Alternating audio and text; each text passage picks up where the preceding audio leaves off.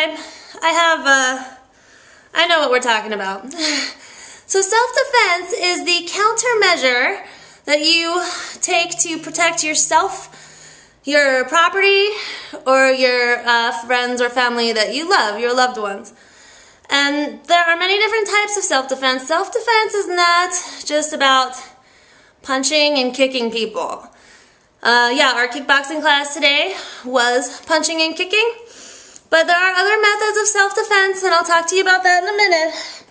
But first and foremost, with our boxing, with our martial arts self-defense like we were doing today, this is called unarmed self-defense. And that's and there are three elements of unarmed self-defense. One is technique, the other one is training, and then the other one is strategy. So technique is things like punches and kicks. You learned 5 kinds of punches today. A front punch, a cross punch, a hook, an uppercut, and a speed bag. So those are 5 punching techniques that you learned for self-defense. And then the kicks that we learned for also technique, we had our front kick, we had our side kick, our back kick, our knee where we slam the person's head onto the knee, and the roundhouse coming all the way around in front of us. So you learned 5 techniques for punches and 5 techniques for self-defense kicks today. And then the training part, so like I said, 3 components of self-defense. Training, which we did, those exercises. Technique would be the exercises. So you learned different techniques today. The kicking techniques and the punching techniques. And then the training would be actually going to a place and doing a class like this, or replay this workout, because you can watch it anytime you want on here. And so you can do the class like this. You can go see a martial arts specialist. You can get a private boxing trainer. You can do a lot of things, a lot of different ways that you can get in a self-defense class. And there are many different types of unarmed self-defense. There's like Kung Fu, Jiu-Jitsu, Karate, Tai Chi, tons of different kinds of self-defense classes. Wow, no wonder you guys burned 450 calories out there. I can, look at my hair is just so sweaty right now. Awesome, nice work. So then the training, technique, training, like we're doing here in this class, and then strategy. What are you gonna do if somebody comes up behind you for your purse? You have to have a plan of action. What's your strongest kick? What's your best punch? You have to practice in your training, and you have to come up with a strategy. So if a situation ever arises where you need to defend yourself, or you need to defend the people that you love, that you're prepared to do so. So if you're not comfortable with, like I was telling you, there are many different methods of self-defense, and what we were practicing today was unarmed self-defense. And if you're not comfortable using unarmed self-defense, if you don't think that your punch is going to be strong enough, if you think that you're going to end up like this if you punch someone, yeah, even your best laid self-defense plans don't always go the way that you need them to. Anyway, so what you need to do is you have to have your plan, your strategy. If you're not comfortable with the punching and kicking somebody, if you don't think that that's going to work, then you might want to try armed self-defense. Now, when I say armed self-defense, I don't mean that you have to go out and get a gun, because you don't. I mean, unless you really want one, but honestly, it's probably unnecessary. But you can have pepper spray. Pepper spray is a good example of an armed self-defense technique. And that's really easy for you to do. You go and you just get your little pepper spray. Somebody tries to get you, and you you get them, and then you run away, and you're fine.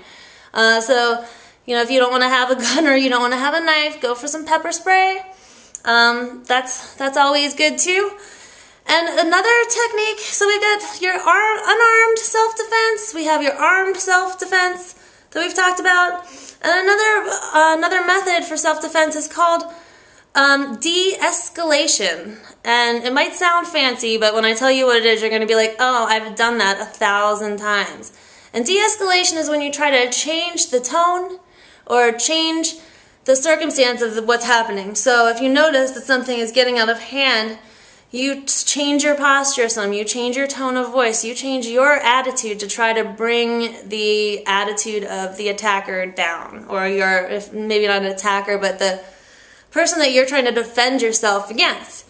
So basically just, oh, it's okay, we can work this out, can we talk about this, what's happening, you know, that's your other technique for self-defense, is de-escalation, trying to bring the circumstance down so it's not going to be a point where you need to countermeasure with your punches. So before it gets to that point, you try to de-escalate and try to, you know, make the situation something reasonable where nobody's going to get hurt.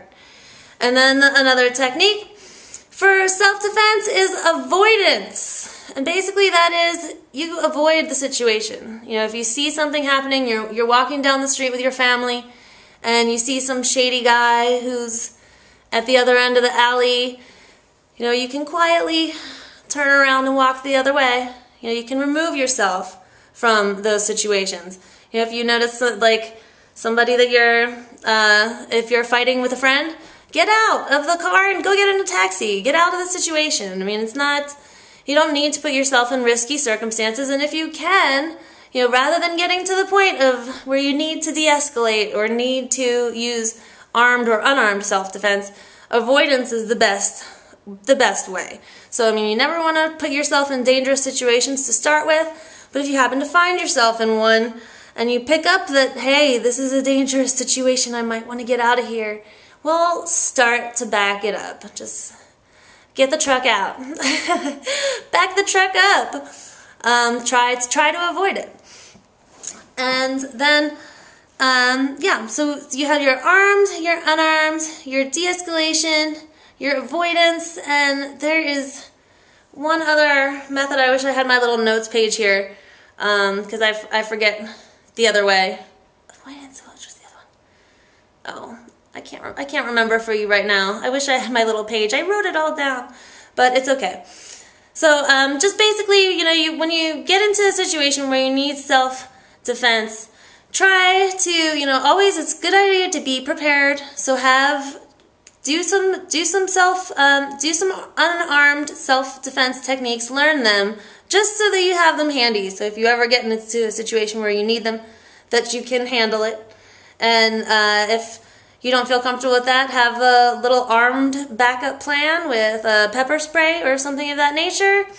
And, oh, I remember the other one now. Okay, good. And then the third one is de-escalation. So that means trying to lessen the heightened, you know, stress of the situation down to a manageable level. And then there's avoidance, trying to get out of the way. And then the fifth method, which I forgot a second ago, is a personal alarm. And basically that is a buzzer that you put on that if you think that you're in trouble, beep! And usually that'll call some attention and make your attacker run away. They'll be like, oh man, this person is serious, they mean business, and they'll get out of town and leave you alone.